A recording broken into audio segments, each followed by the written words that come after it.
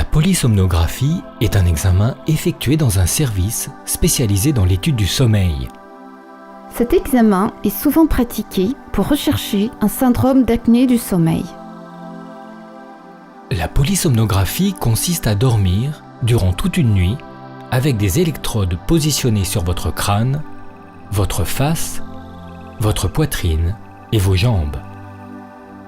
Des bandes élastiques sont mises en place autour de votre thorax et autour de votre abdomen afin de mesurer votre respiration. Ce dispositif enregistre des informations sur votre sommeil et sur votre respiration. Le nombre et la durée des apnées ainsi que d'autres anomalies sont recueillis. Parfois, une caméra vidéo permet de préciser les positions que vous prenez pendant votre sommeil. Donc, le bénéfice de l'examen, c'est surtout un bénéfice en termes de diagnostic. On arrive à avoir des diagnostics avec cette technique qu'on ne pourrait pas avoir par le simple interrogatoire, puisqu'il faut voir le patient au cours de ses manifestations cliniques et enregistrer simultanément l'activité électroencéphalographique pour établir un lien de causalité et avoir une explication.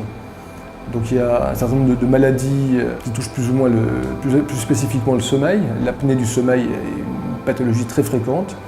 Elle se traduit par des ronflements importants avec des apnées au cours de la nuit, responsable donc d'un sommeil qui est fragmenté, de très mauvaise qualité, avec une fatigabilité dans la journée qui suit.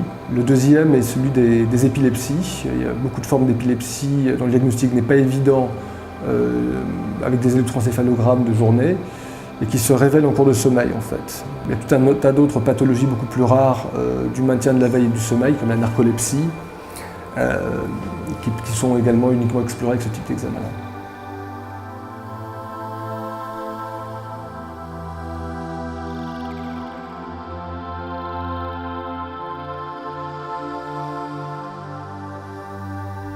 Il s'agit d'un examen tout à fait non vulnérant, pas agressif. On se contente de coller quelques électrodes sur le corps, le cuir chevelu, des capteurs également pour le ronflement.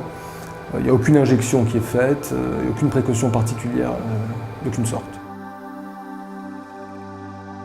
Pour bien préparer l'examen, n'oubliez pas d'apporter vos médicaments. Amenez vos effets personnels, votre pyjama et même votre oreiller si vous le souhaitez. Prenez une douche, lavez-vous les cheveux et rasez-vous si nécessaire.